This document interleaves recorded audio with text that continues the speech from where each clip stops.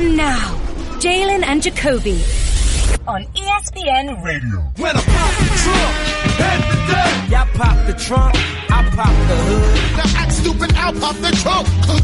Now give me your boom. He is Jalen Anthony Rose. What up, Dap? I'm David Jacoby.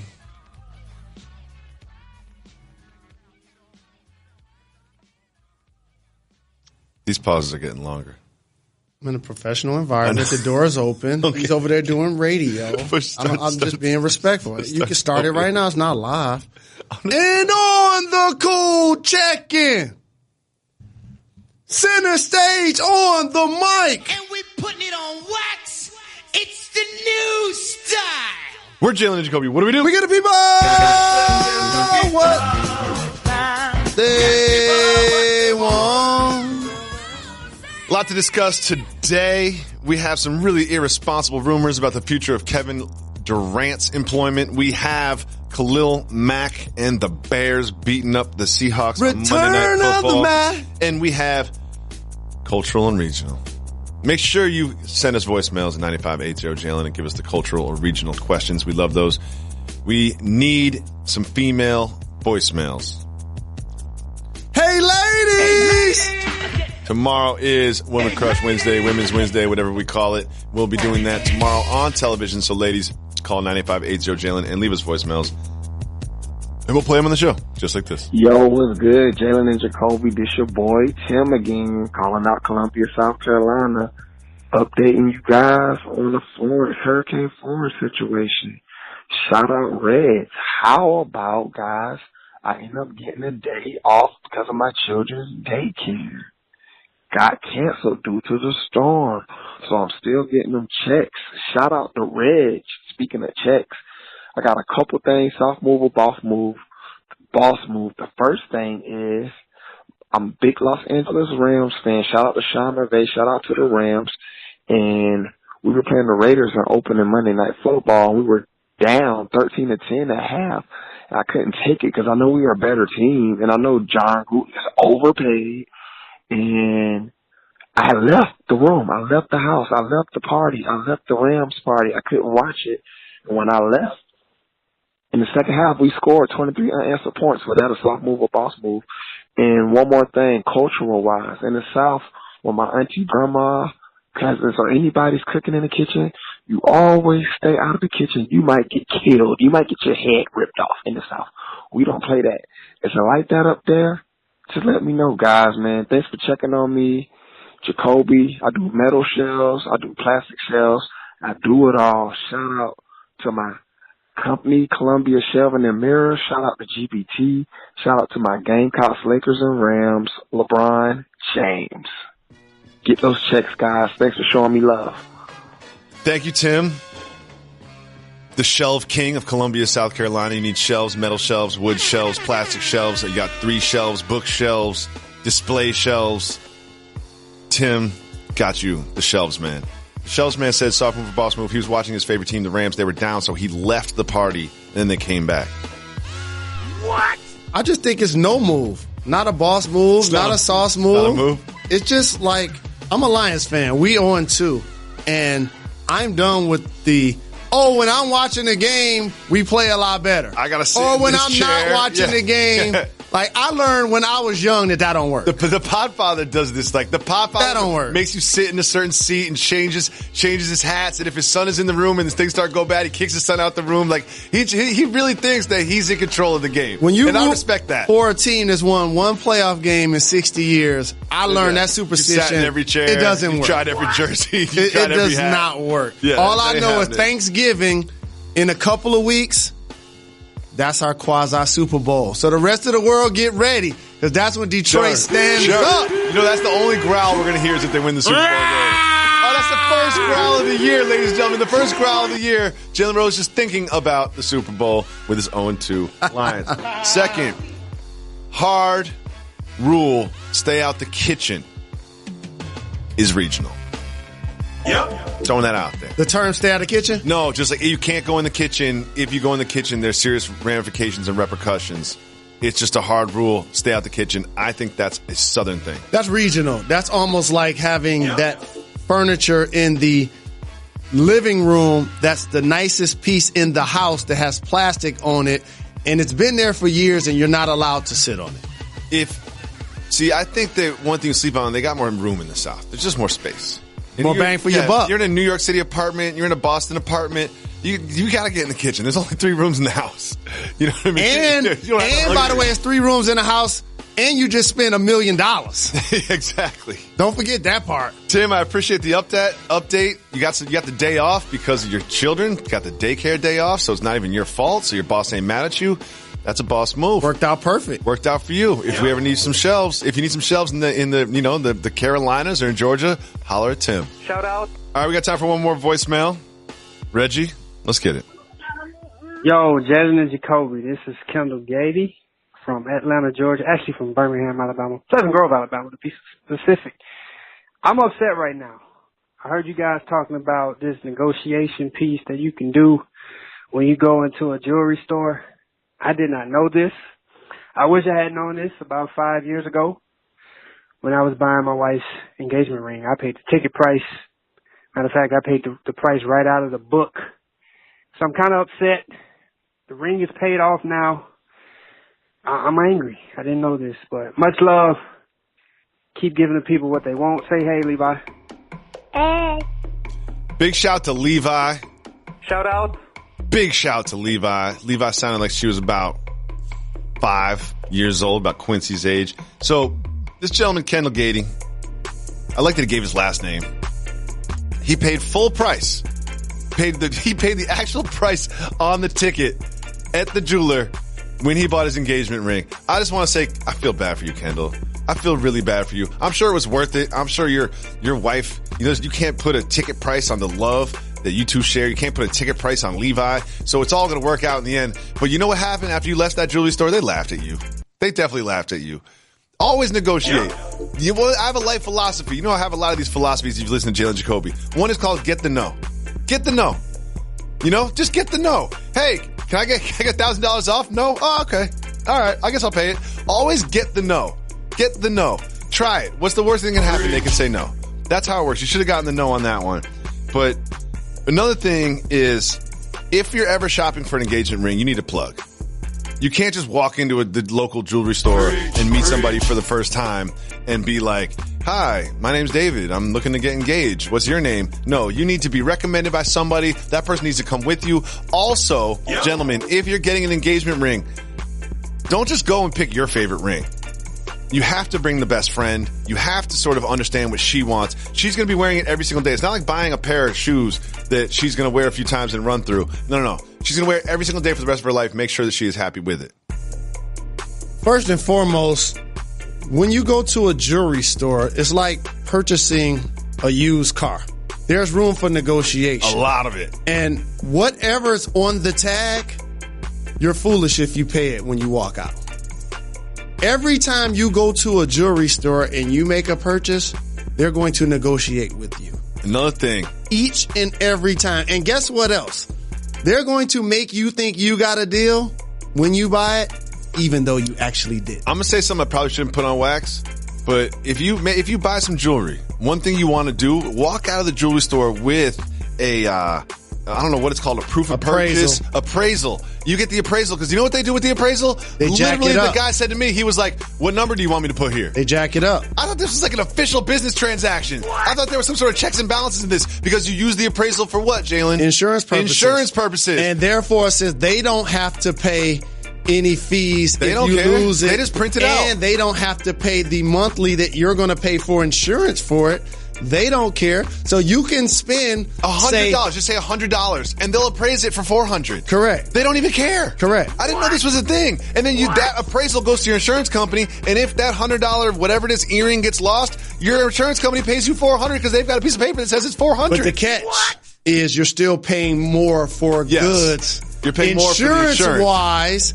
Therefore, if you never lose it or it never gets stolen, you actually just paid more for an item than you actually should have. That's fine. However, not everyone's wife is like this, but my wife leaves the engagement ring all over the house. I find it in the bathroom next to the sink. I find it just in the sheets in the bed. I find it next to the bed on the table. I find it knocked off the table on the floor of the bedroom, just sitting there on the rug. I find that thing all over the house. I'm just like, do you know how much? This is the most expensive thing I've ever purchased in my whole entire life, and you're just leaving it around the house like it's a cookie crumb. So that's why I got that shirt. Because one day it's going to go missing, and one day the insurance company's going to say, hey, how much do I owe these people? And they're going to look at a big number. I thought you were going to say one day the kids are going to get bigger. And before you know it, Q and the twins are going to be able to grab things off the counter. They're going to start playing with it, start show and tell, put it in the pocket. Going to school. You're going to see Q putting it on his hand.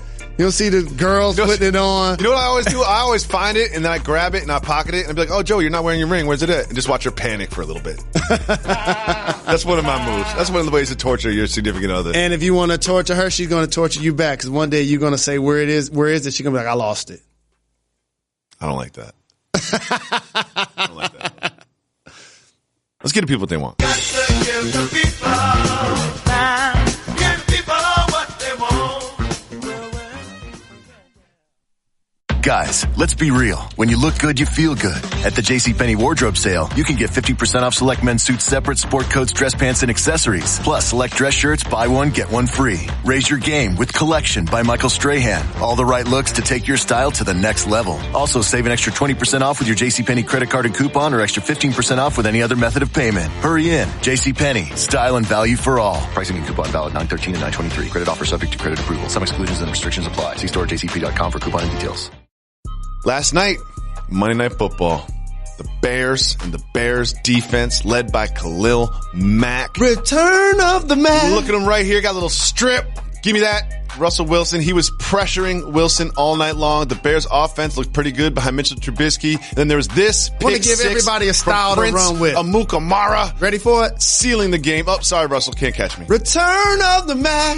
Yes, the Mack is back, and he looked great last night. Was this more about the sputtering Seattle offense or about the rejuvenated Bears defense? This is so much about, it's refreshing when you play for a team and or you root for a team and they have an actual identity.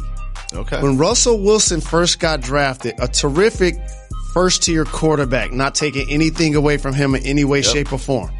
He doesn't have a run game. Baldwin is out, and the Legion of Boom only has They're no longer Earl Thomas back there. It's just boom. Okay? So with that being said, he was on his rookie deal. You were able to build out your roster. That transfers me to talking about the Chicago Bears.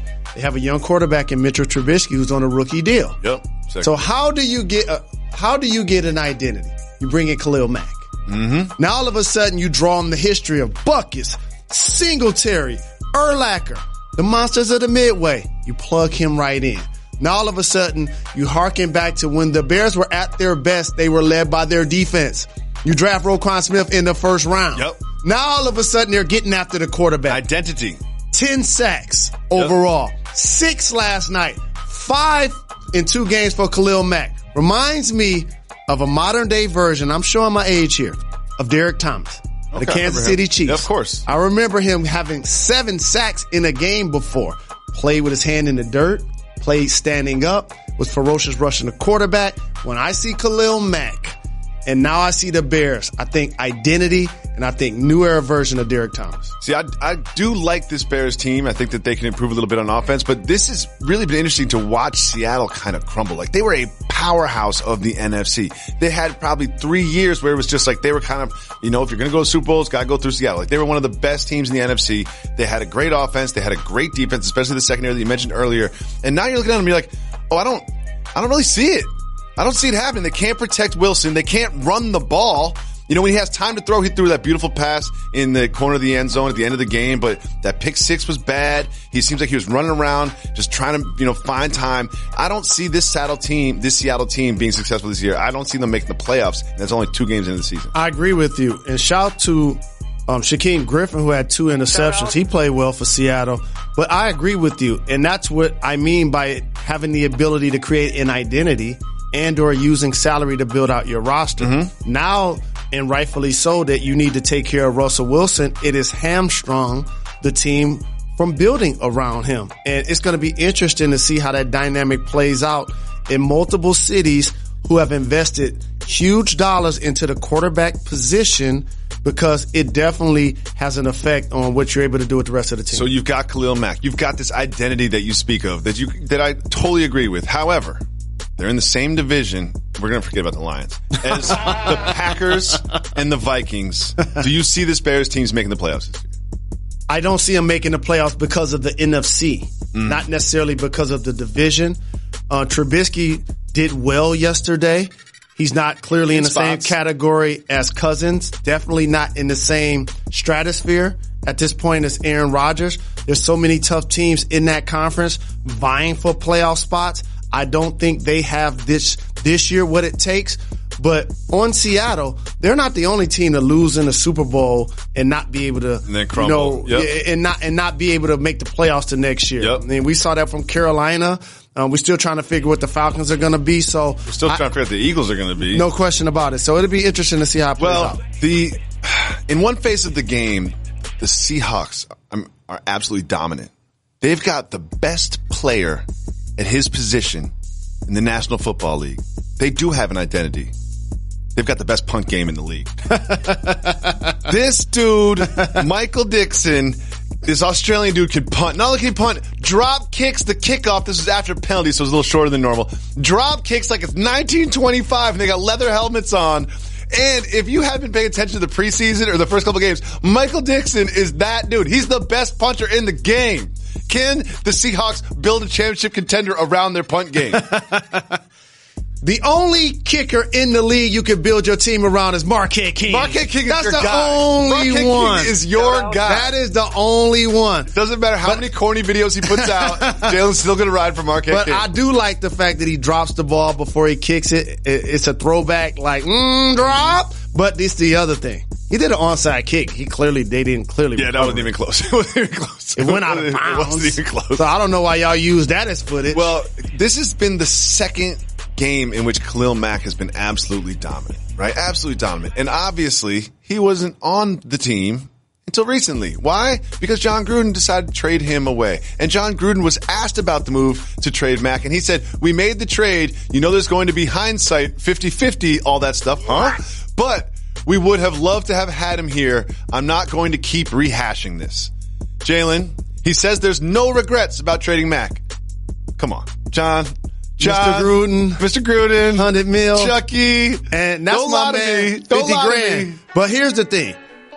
It's going to now be acknowledged that ultimately it's his call, because when you give somebody $100 million, he becomes the face of the franchise. He's become the ones that you either make decisions that he supports or you don't do the ones that he denies. So for the Raiders, it's going to be a long year. Yep. He's going to have to deal with these questions constantly. But how about for a fan base and for a locker room who gets a chance to watch one of the greatest football players of his era go out and perform for another team and become a Hall of Famer? Because they haven't been playing at the same time. You know, Khalil Mack's getting primetime games. No question. They haven't been playing at the same time. So they're sitting there, recovering from Sunday, watching Mack on Monday, like, Return of the Mack. He definitely regrets it. Well, the Browns announced that they were going to release Josh Gordon, and the Patriots just picked up the phone and they said, oh, hey, would you happen to like a 5th round pick for this guy? Or if he doesn't play that well, how about we'll make it a 7th round pick?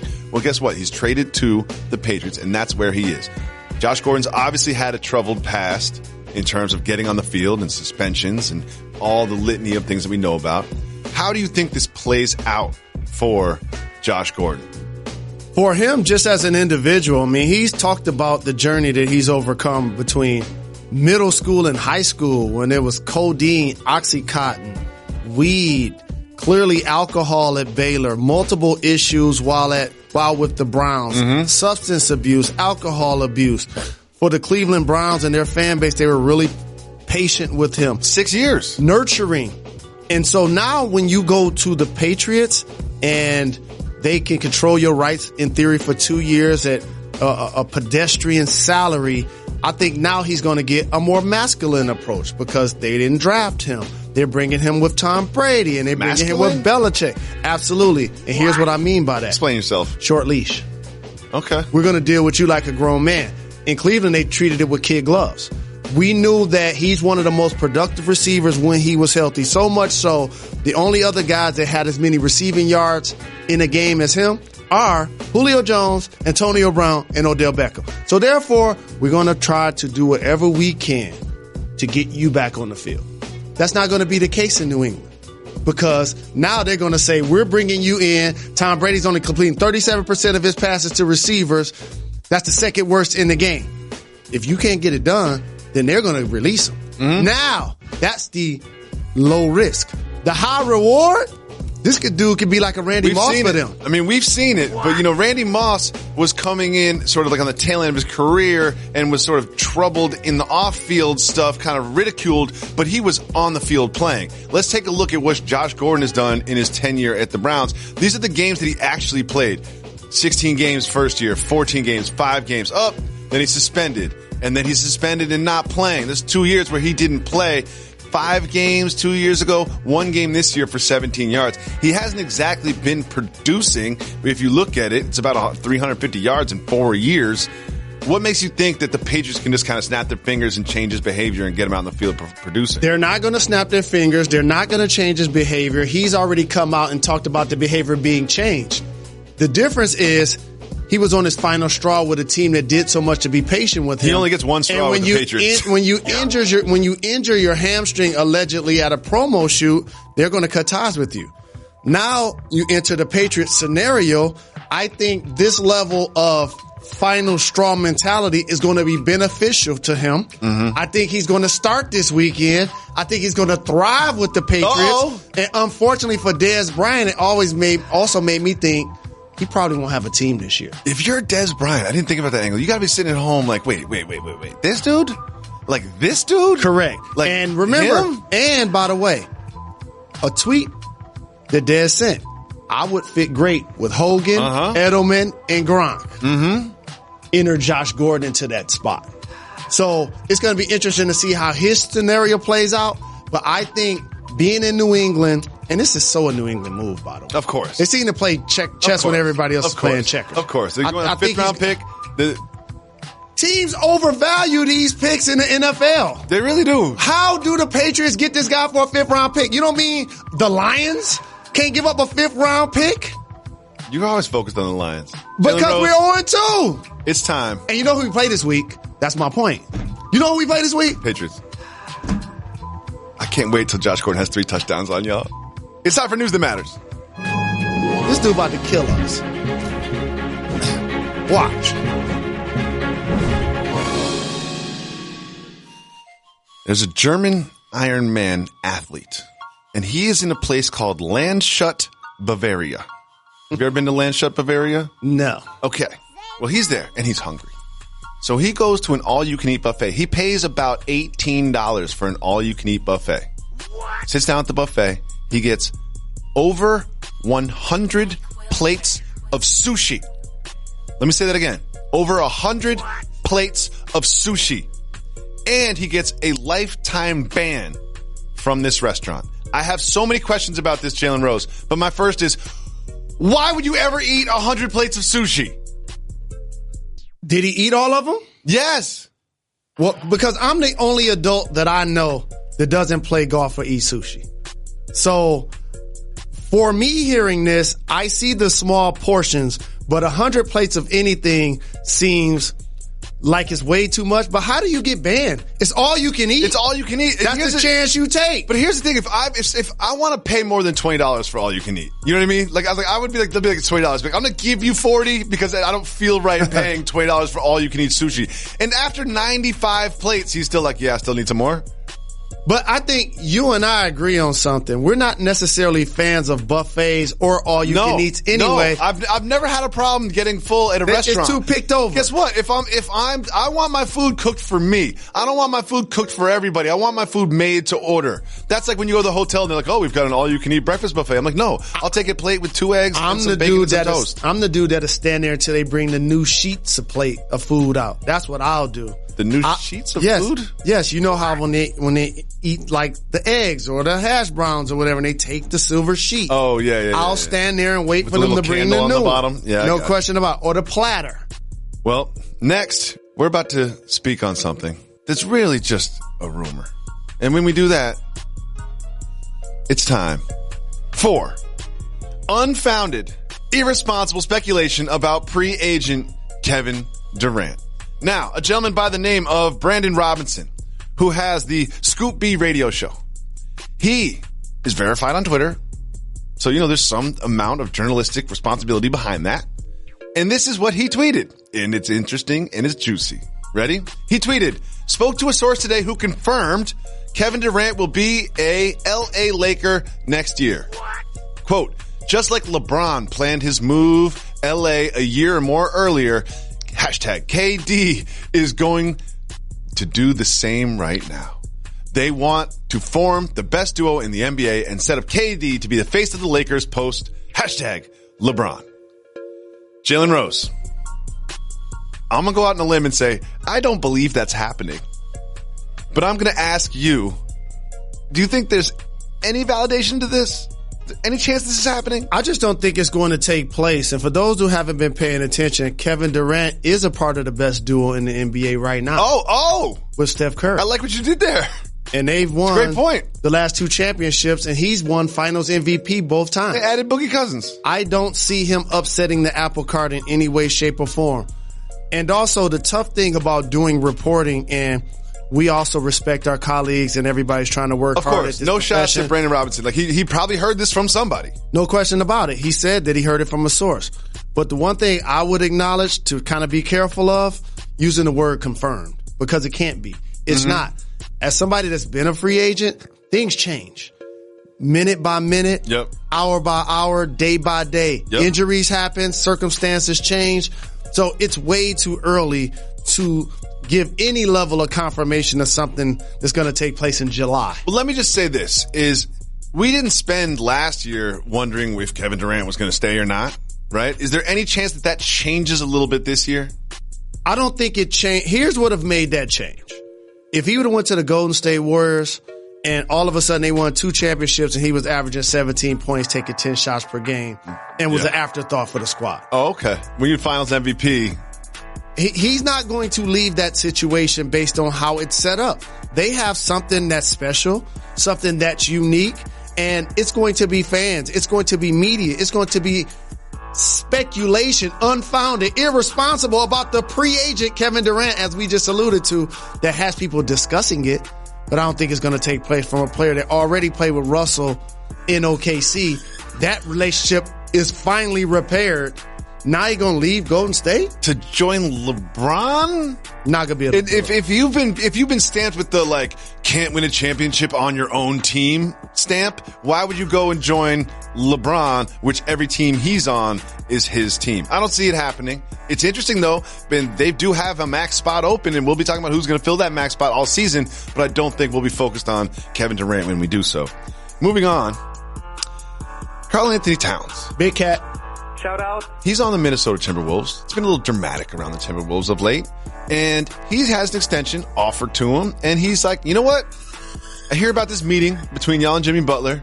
Seems like there's something going on there. I don't know who called the meeting. I don't know what's going on. But I'm not going to commit to this franchise for the prime of my career, in essence, until y'all figure that out. He's reportedly not going to sign the extension until the Jimmy Butler situation, whatever it is, gets resolved. What does that tell you about what's going on in Minnesota? Well, we've talked about it a couple of times on this program. I talked about it during the season. We talked about it yesterday, that there's clearly a fracture between Tom Thibodeau, who's the leader. They gave $50 million to not only coach the team, but to make roster moves. He brought in Jimmy Butler, who he's familiar with, one of the top players in the game, a terrific performer, still an all-star level player, still in his prime as well, and what it takes for the work ethic of the young players that they're trying to lead. Karl-Anthony Towns is first in line. He struggled against Houston in the playoffs. Some feel like it was based on how he was being used, but overall he got outplayed by Clint Capella in that front line to the point where he was irrelevant in that series. Jimmy Butler talks publicly about his disdain for the defensive effort of he and Wiggins, and how he wants them to play with a different level of intensity and focus and toughness. And so when those things start to be discussed for public consumption, and then there's speculation about Jimmy Butler may be considering option exercising his free agency to probably go to LA. And then you see Karl Anthony Towns and Devin Booker, who played in college together, tweeting each other jerseys of Karl Anthony Towns with the Suns jersey on. It's too many unopened wounds that if you're the Minnesota Timberwolves, you got to close them. I don't know what's going on in Minnesota. I don't pretend to know things I don't know. I don't want to speculate about how relationships are going that I don't know about. But I'll say this. Do you know who's not in the rundown every day on Jalen Jacoby? The Jazz, the Nuggets, other teams that are kind of right there, right around the 8th seed in the Western Conference. You don't hear anything about those teams. But for some reason, the Timberwolves always have some sort of drama swirling around. They're signing some ex-Bulls, or someone's unhappy about something, or someone tweeted this, or someone did that. And where there's smoke, sometimes there is fire. And I'm very curious to find out what comes out of this Jimmy Butler meeting. Jimmy Butler tweeted about that meeting that everyone reported was on Monday. And here's what he said. He said, exactly why people need to stop believing what you see on the internet. I didn't have no meeting today. It's tomorrow. I wonder what else people write and people believe. Jalen, I have a theory. I think he just missed the plane. I think it was set for Monday. He missed the plane and he's like, oh no, y'all are wrong. It's actually on Tuesday. But the premise still stands. It's not when they're having the meeting. It's that a meeting is taking place. And number two, what now becomes the result of it? Well, like I said, where there's smoke, there's fire. And some of those sparks were this comment from Jamal Crawford. Jamal Crawford, who's formerly on the Timberwolves, currently a free agent. He said, quote, about Minnesota, for me, it just wasn't a happy environment. I just wasn't happy. Jamal Crawford seemed to be on his way out of Minnesota, said it was not a happy environment. Well, guess what? I've got an update on Jamal Crawford's status, Mr. Rose. Would you like to hear it? Sure. That's a little bro. Reportedly, there is mutual interest between Jamal Crawford and wait for it. I don't have to wait. I already said it on this show before. The Boston Celtics. Jamal Crawford and the Boston Celtics. There's mutual interest between those teams. The Boston Celtics are a deep team. Like, they go 9 players deep. What do you think Jamal Crawford's role would be on the Celtics? Love Jamal Crawford. That's family. And like you, a JRLA supporter. Don't like him in Boston. Oh, really? Nah, he's not going to fit. I played with him in Chicago and in New York. He's going to go down as probably one of the greatest 6 men They're going to rename the trophy. He's won the trophy 3 times. They're going to rename it after. And when you talk about handles that undress players in the league, he's in the conversation. He needs a lot of room to operate. And when you look at the Celtics backcourt, now think about this. You got to integrate Kyrie and Hayward. You just re-signed Smart. Yep. And Terry Rozier had a coming out party in the playoffs. It's just no room. There's not a lot of room. I mean, he would get some minutes in that second unit, but like, he's the kind of guy, like, he's not a swing ball movement, listen to the coach kind of guy. He's like, give me the ball and let me cook and then let me score kind of guy. And maybe it's not the best fit for him production-wise, but it might be the best fit for him in terms of let me sort of like make a run at a championship. I got a squad for him. Make a run at a championship. Type of team. Tell us, Mr. Rose. Golden State Warriors. I love it. I love it so much. He'd be taking the minimum, but that would be so much fun. Stay tuned. Getting knocked down on the football field makes you tough, but getting back up makes you tougher. At Goodyear, we call that determination. A willingness to put in more hours, more reps, and more heart to reach a bar that's sky high. Because the Goodyear blimp doesn't show up for just anybody. So don't be just anybody. Be blimp-worthy. Goodyear, more driven. Jalen, Le'Veon Bell doesn't seem too concerned about losing game checks every week. Some dude was just driving around on his jet ski, just pulls up on Le'Veon Bell, like everybody does nowadays, breaks out the camera phone, records some video, and these are the results. Shout out here with the best running back of all time, baby. You already know what it is, man. We out here cooling it on the jet skis, man. We out here getting it, baby. Give my man his money. You already know. Give him Is his it money. time for the Steelers to give Le'Veon his money? I need to break news to everyone. Oh. The Steelers can't pay Le'Veon Bell anything right now. Yeah, I feel like some people are getting lost with People that keep detail. talking about this topic like the franchise tag didn't expire this past summer. It expired, June 15th? July 15th? Whenever it expired.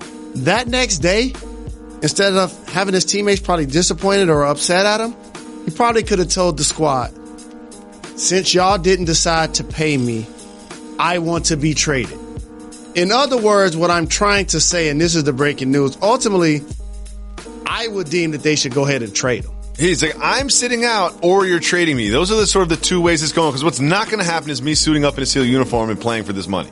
Well, you could come back in week 10, but here's what happens. Team 5-5, guys not happy with you. Oh, yeah. Seems like no one's happy. That's not the move. And so I think the resolution that we're going to see in this situation, just like we saw with Khalil Mack. Put it on wax. We're going to see the Pittsburgh Steelers be forced to trade Le'Veon Bell, and that now allows him the opportunity to get his money. And like Khalil Mack, he's going to be traded for 75 cents on the dollar. This happens all the time. It's just like, it's amazing. You take, these are two of the best players in the NFL, like two of the best players in the NFL, and they're going to get traded for undervalue if it plays out. The Steelers mismanaged this. You got to get in front of it like the Rams did early with Todd Gurley. It's like, we see that this guy's one of the best in the league. We're going to pay him now. They could have solved this a couple of years ago and actually got him for cheaper based on a lot of the deals that we're seeing take place now with Aaron Donald and all of these astronomical deals for quarterbacks. Well, seems like there's a lot of drama going on in Pittsburgh right now.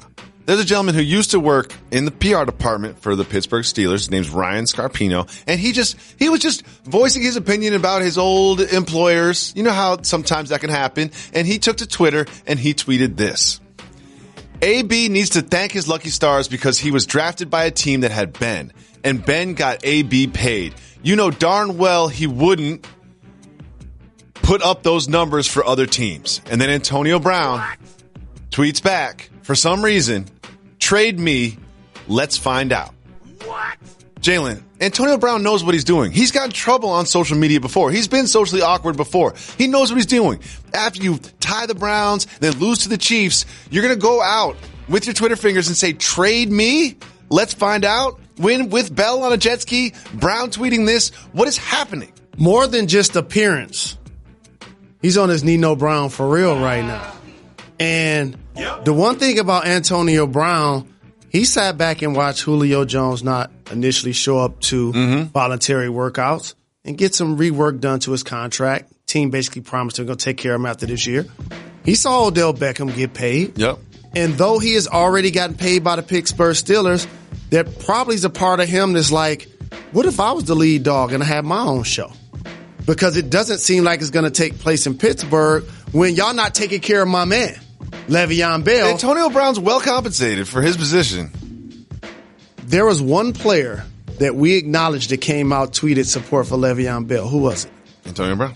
Okay, so that means they feel the same way about the organization. That's what that means. So who's to blame for this? The front office should be paying people, or Coach Tomlin should be sort of reining this in? Like who is to blame? Well, initially, you want the responsibility to be on the individual. You want, in a team dynamic, to everybody be focused on getting wins and losses and making each other better. That's what a team sport is designed to do, and make sacrifices for each other. Le'Veon has already let it be known, 30-year-old running back, I can't be taking no more wear and tear. Y'all ran me in the ground last year, 460 touches. That was the most in the league. I'm getting paid right now. And so for Antonio Brown, he like, wait a minute. I see y'all could have took care of him. Y'all didn't take care of him. Since he out, I need to be getting double the touches. Okay, so I know y'all threw it to me 9, but the first week, the Falcons, they targeted Julio 19. And where does Antonio Brown think he's going to be traded to?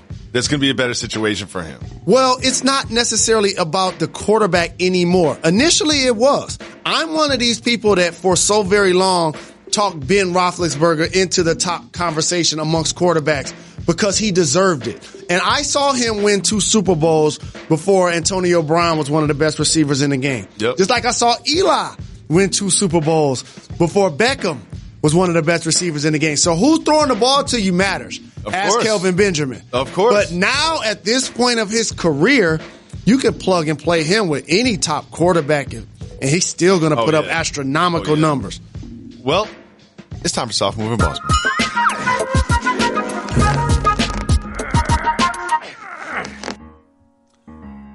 When I say Fitzmagic, what image pops into your head? Ryan Fitzpatrick wearing Deshaun Jackson's jewels at the press conference. Well, Dolphins rookie Minkah Fitzpatrick, no relation, he went out and filed a trademark for Fitzmagic, knowing that when anyone thinks of Fitzmagic, they think about Ryan Fitzpatrick. Soft move or boss move, trademarking Fitzmagic when it's not really your thing. Gather around, boys and girls. Boss move. Oh, Jalen, you don't believe that. Look me in the face. I know you very well. You do not believe that. I do. No, you do not. That's why I sat up straight. You do not. With proper etiquette. No. And I'm going to show you why. Because you're making this emotional. No, I'm not. I'm making this logical. Okay. Emotions and logic. Let me tell you two places they don't pay. At the bank. Okay. You think Ryan Fitzpatrick's going to pay Minkah Fitzpatrick for this? All I'm saying is this. If Fitzmagic becomes a thing, somebody in the world is going to own it. Let me give you a different example. Fitzmagic already became a thing. It's Ryan Fitzpatrick's thing. It's been his thing for years. Since Minkah was like 16 years old. Ryan Fitzmagic was a thing. Let me show you a different way to think about this. There's a term out there for people. They're called squatters. And you know what they do? They sit on your .com name. And that's a soft move. They sit on your IG name. They sit on your Twitter name. That's a soft move. And I don't like that they do it. But ultimately, it's a boss move. No, it's not. You know what I'm going to do right now? I'm going to trademark Jalen versus everybody right during this break. It's already done. I actually used Stitch Fix. Stitch Fix. What is that, you say? Well, I'll tell you exactly what it is. My wife signed me up. You know why? Because she doesn't like my clothes. She thought I needed some new clothes. I do need some new clothes. I'm getting bored of the way I look. Same jacket, same t-shirt, same thing all the time. So with Stitch Fix, my wife signed me up, and here's what they do. They have a personal stylist that understands what you like, talks to you about what your personal style is, and then they pick from an array of clothing, from an array of brands, from an array of price points, and they send you a box of clothes. And what do you do with those clothes? You don't have to buy them. You go and try them on in the comfort of your own home, and your wife can be there, if you're like me, and critique every single one that you put on. And then when you get something that you love, that fits right, that feels right, that works with your wardrobe, you keep the items that you love and you send back the ones that you don't. And guess what? It's not difficult. Because I'm lazy. They give you the bag. They give you the packing slip. All you have to do is put it in the mail, and they send it back to you. You only keep the clothes that you love, and they give you a great discount price on everything. Their styling fee is only $20, and that's also applied as a credit to anything that you keep. Your personal stylist uses only your preferences to pick your clothes, so you are still in complete control. And here's what you do. You go to stitchfix.com/Jacoby and you get started right now. If you keep all 5 items in your Stitch Fix box, you get 25% off your entire purchase. Go to stitchfix.com/Jacoby. Stitchfix.com/Jacoby. Get started with Stitch Fix. Have your own personal stylist sending you clothes that you only keep the ones that you love. Use Stitch Fix. I use it. It's great. It's time for Cultural or Regional. We went on to Twitter. Follow us at Jalen and Jacoby. And we asked the people, because we give the people what they want. And what they need. To give us cultural or regional questions, and they delivered. First up, we have this from Mid-City, LA. Cultural or regional shaving with a razor. He also said, no black man under 45 owns or buys razor blades. That, I had no idea was a thing. Thank you. I had no idea that was a thing. Jalen Rose is leaving because Jalen Rose not only doesn't shave with a razor, Jalen Rose has never, ever, ever, ever, ever, ever in his whole entire life shaved with a razor. Never shaved his own face. One, he's rich, okay? That's one indicator that you've got too much money when you've never put a razor to your own face. Two, it means this is cultural. I've tried to tell you this for years. You argue with me about this. You thought I was lying to the people initially. I do think you're lying to the people when I told you I've never shaved. Like, you don't know how to use a razor? I don't own a razor. But Ask you wouldn't my know, wife. You wouldn't know she what works to do. Here. You wouldn't know what to do if I gave you shaving cream and a razor. You've not seen it in the movies. You haven't seen, your barber hasn't done it enough times where you could get it done if you had to. You're burying the lead. The reason why it's cultural is people that look like me get razor bumps. I already had bad skin growing up. I definitely don't need to encourage my skin to get any more bumps. You know what happened is I shaved not only with a razor, but I shaved without shaving cream. I can just use soap and water. What? And some of my black friends look at me like, what are you doing? Like I've got like a knife to my own throat. They're like, stop. I'm like, I don't get bumps. I can shave with no water. I can shave like Crocodile Dundee out in the open with a knife. I'm looking at you like, what are you doing? No one got that Crocodile Dundee reference. No, that's cultural too. Yeah, it's called Crocodile Dundee's cultural. How about that? Crocodile Dundee's cultural too. How about that? So he said you thought I was lying to the people. I've never used a razor. I don't own a razor. And so I'm glad that this tweet confirmed it for our program so you can get off my back about it. I will never get off your back about it. You just got too much money. Let's move on to the next cultural regional question. Jay Henley, wearing basketball shorts under your jeans, cultural or regional? I've got the answer to this one. I do too. Regional. I'll tell you why. You're from the Northeast. You're from the Midwest. You're going to basketball practice. And it's You're December. You're going to play basketball later. Or if you don't have long johns, you wear the basketball shorts under the jeans. However, let me say this. When I was doing this, jeans were baggy. Jeans were much baggier, in 1994 than they are now. So you could have the basketball shorts underneath and no one would even notice. I got to tell you a Fab Five secret. Oh. The shorts were baggier too. Yes, they were. When you watch how people rock their gear now, it's just not as baggy pants or shorts. So I will say now, based on the current landscape, usually how people wear their pants, the shorts won't fit. No. So I would say it was something that I used to do that I used to think was actually athletic. Oh, yeah. Of course. You know what I mean? It's like, I got my gear on. I'm ready. I'm ready whenever. I'm always ready to ball. But there's a but. And maybe because I became an athlete, I would never wear shorts under jeans. Now? Oh, no. I've never have. You never have? No. Oh, I have many times. I never have. Many times. Also, we were sagging those big baggy jeans. It was kind of cool to have like a nice silky colored thing going on. Every time I hooped is like somebody that's planning a meal. It was a plan. I would have on jogging pants. Oh, most of the time I would not have on jeans when I was about to go. I've played in checkered Vans and jeans so many times I can't even tell you. Let's move on. What? Next one. JT wants to know, cultural or regional, air guitar. Huh. Going cultural on that. That's definitely cultural because I'm trying to sort through my mind exactly. You don't know. I know what a guitar is. Wait. Push the brakes, Reg. Push the brakes. You don't know what air guitar is. You know I learn things about you all the time. I'm going to tell you. You don't know what air guitar is? I do know what it is. I'll show it to you. Oh, there you go. That's air guitar. You know what air guitar is. That's a good look. So maybe it's not so cultural. But you know what? I'll tell you what is cultural. Extremely accurate air guitaring. That's cultural. Did you see Andre 3000 in his Hey Ya video? What? No, he was playing the guitarist, one of the greatest of all time. Jimi Hendrix? Jimi Hendrix. I saw that's great on Netflix. You got to check that out. I will. Yep. Let's check out the next cultural regional question.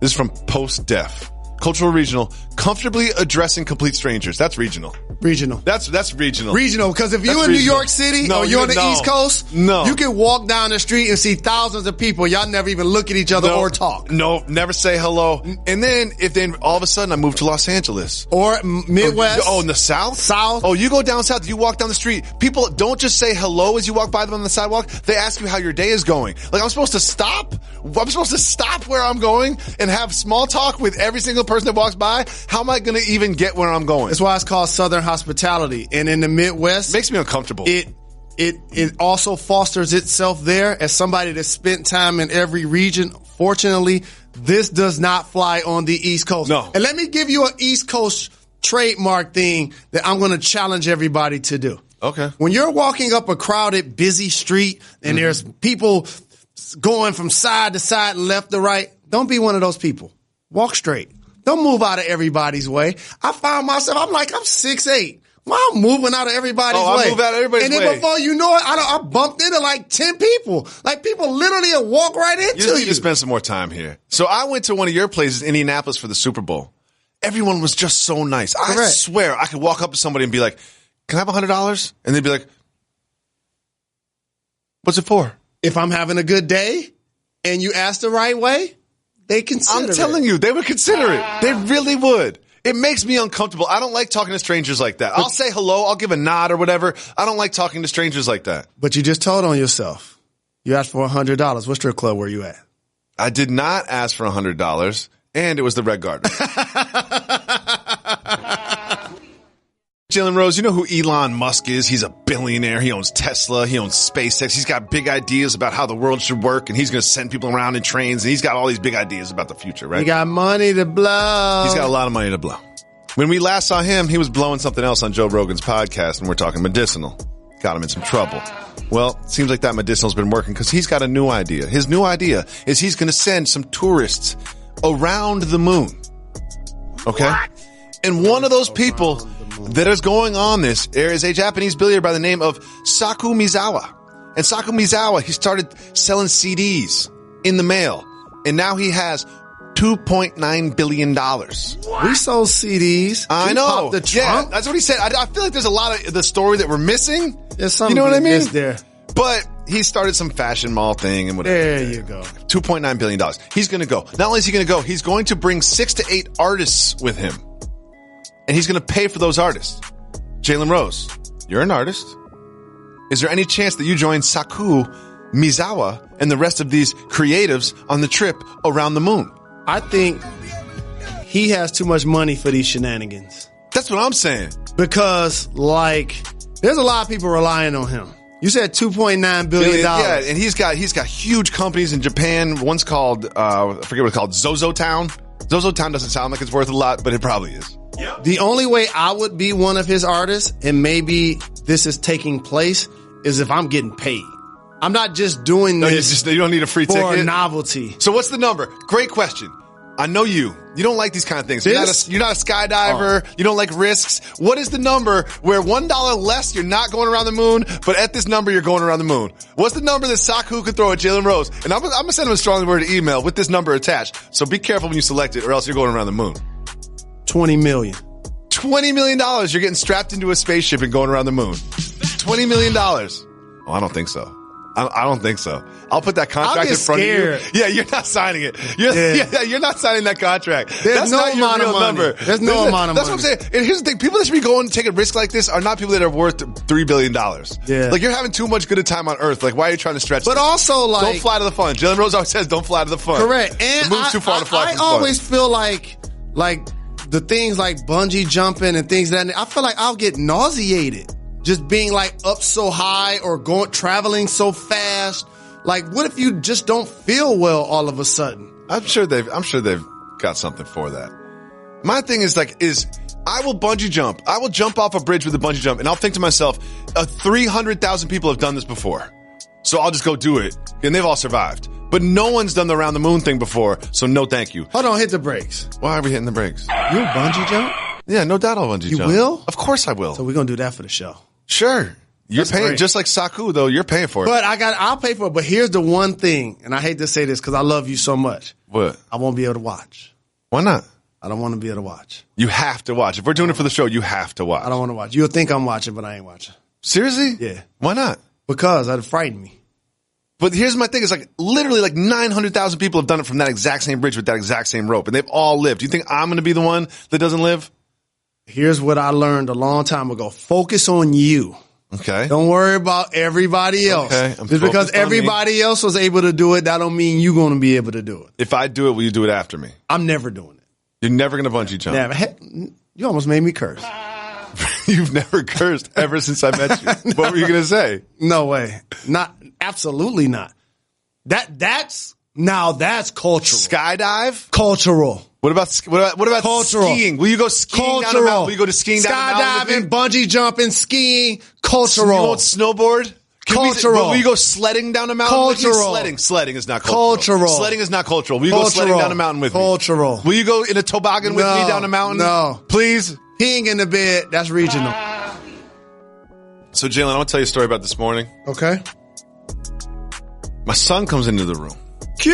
Nephew. My wife is not a morning person, so I take the original morning duties. Like, when the son walks in the room, I take care of him. Okay? She's not a morning person. Teamwork, dream work. So I got up, and I was like, man, I feel groggy today. I was like, did I drink last night? Like, no, not really. Why do I feel like this? Looked at the phone, and he's excited. He wants to tell me about his dream that he had, which was a mix of Toy Story and Paw Patrol. He's fired up. He's so classy. I would have been telling you about mermaids. He's talking a mile a minute, and I'm like, this dude is awake. I look at my phone. It's 3:15 in the morning. 3:15 a.m. He's talking a mile a minute, going on about this dream. Daddy, I gotta pee. Whoa, I thought he was gonna say it was 6:15. He's peeing at the same time. He's telling the story about the dream with Chickarella flying through the sky and finding the cell phone. Andy from Toy Story lost his cell phone. It's a boring ass dream, but he's telling the whole story. I used to always dream and pee in the bed at the same time that I was going to the bathroom. He was peeing in the bathroom. He wasn't like you. What was your nickname? Mr. Peabody. Mr. Peabody. That's right. Shout out to Mr. Peabody. Shout out. So he does this, and I'm like, Q, it's too early. You gotta go back to bed. So I put him back to bed at 3:20, 3:50, back in the room. And you could tell from a child's energy whether they're tired or not. He ain't tired. My wife's upset. 4:30, he comes back. 5 o'clock, he comes back. Stop it right now. I'm complaining. I'm like, you know, no one's in a great mood at that time in the morning. You get woken up like that. I'm telling my wife, I'm like, look, I don't have time to like take a nap in my day like the way you do. Like, this is important. This is Monday night. You know, as I get more tired as the week goes on, I'm like, I kind of bank on these. I plan my week very carefully. You know what I mean? I take Monday night, Tuesday night I take them easy so then I can kind of turn up on Wednesday, Thursday and just make my way to the end of the week. Well, then it's 5:30, came back in the room, and then 6. I don't know what to do. I didn't know what to do. My wife has a good strategy. She gives him some snacks and puts him in his room and just like, yo, closes the door. Like, if you're going to be up, here's something that you want so you can stand there by myself 20 minutes. I don't know what to do. Do I put a lock on the outside of his room? No. That's not how you handle That's a safety hazard. Oh, yeah, good point. Don't do that. Good point. You want him to always feel like he could come to you guys. No, I don't. Whether at 3 in the morning. No, I want him to feel, I don't. I want him to feel like he can't come to us until 6:30 a.m. That's what I want him to feel. We used to have a clock that turned green at 6:30. Like, all right, now it's go time. Here's what you can do, but I know you won't do. What's that? Let him stay up a little later. No, this is a thing. At the school, he just started kindergarten, and at the school, the teacher's like, you gotta put him to sleep by 7:30, 8 o'clock. See, that's too early. That's what I said. That's the problem. But you know who really loves this? Wife Dukes. And the twins. And I ain't trying to have, they're already. So they out too. They go to sleep at the same time. No doubt. Twins are good because when the twins wake up, they have each other. So like, it's different. When you wake up alone, you're scared, you're alone, you run to mommy and daddy. The twins wake up like, yo, what's up? You know what you want to do? What you want to do? Yeah, exactly. They start playing by themselves. That's one of the things about twins that's underrated is like, they got a little playmate right there, so they don't really need to necessarily run to mommy and daddy. This doesn't happen that often, but when it happens, man, it's tough. I just gave you the solution, and you talked to me about the problem. He going to bed too early. That's what I think too. But here's the thing: it's like I'm not going to argue with my wife and the wife's and the teacher. You feel me? Here's the thing: you shouldn't argue with science. If he go to bed at 7 o'clock and he getting up at 3 o'clock, that's 8 hours. Say that again. If he go to bed at 7 o'clock and he get up at 3 o'clock, that's 8 hours. Like how long you want him to sleep? That's what I'm screaming. I'm kind of on your side. He got to go to bed later. I'm on your side. That's what it is. But you know what? Make him feel like you're rewarding him. Give him a video game. Give him a toy. Give him a movie. And be like, between 8 and 9, this is your little quiet time to cook. And then allow him to kind of fall asleep between 8:30 and 9. After the show, can we conference call Joey after this? Yes. First of all, Reg in my ear. Reg, you could tell, doesn't have any kids. You know what Reg's solution was? Tell me what Reg's solution was. Let him play video games. Let him play video games. He'd be up all night. You want me to put him in front of video games at 3:30 in the morning? Guess what happens tomorrow, Reg? He wakes up at 3:30 in the morning and wants to play video games. You know what happens at school? It becomes fun. He's tired at school, and then he starts crying and acting crazy after school. No. Kids need to sleep. Hold on. And I need and another secret parental now Reggie just thing. Wants it to be old school. Another secret parental thing. Reg. Wait till you have a kid. That you can't underestimate. He probably gets a chance to take a nap at school. Doesn't. Kindergarten, they don't play that. Okay. So there's no way he could go to bed at 7:30 and you anticipate that he's going to stay in bed till 6. He normally does, Mr. Rose. No. I've got a full lifetime on this. I know this kid's He's patterns. older. He's getting older. Kids get older. He sleeps from 8 to 6:30 every day, 10 and a half hours. He's older. Here's what I'm not going to do. I'm not going to talk to my wife about this. You're going to talk to my wife. I will. You talk to Joey. And you know how it works. After you talk to Joey, I'm going to put Reg on the phone and just to be like, okay, this is what Reg thinks we should do. All young men know this. When you wake up in the morning, things change as you get older. Some of them you can't control. I want to thank everybody for listening to the podcast. We're going to not get fired. We'll be back tomorrow, and we'll be back the day after that. We'll be back the day after that. We'll be back the day after that. Monday through Friday, longer pods, better pods, giving the people what they want. Ladies, don't forget. Hey, ladies! Call 985-80-JALEN. We need your voicemails for tomorrow's show. And also, fellas, we need your help. It's one thing for us to shout the ladies to make sure that they call in, but as you continue to talk about sports and entertainment and your favorite podcast, don't hesitate to tell your favorite fellas, your favorite ladies about the show and encourage them to call in. Yeah. Encourage them to leave voicemails. Also, don't be afraid to tweet at ESPN about how much you love Jalen and Jacoby. Doesn't hurt. Do that every day. If you think people don't see it, you're wrong. And you know what else you can do? You can also tell them the shows that you like Jalen and Jacoby better than. We don't mind that. No, we don't. Nope. We'll be back tomorrow. Why, Reg? Done. We're not done. We're not done. Got to give the people time.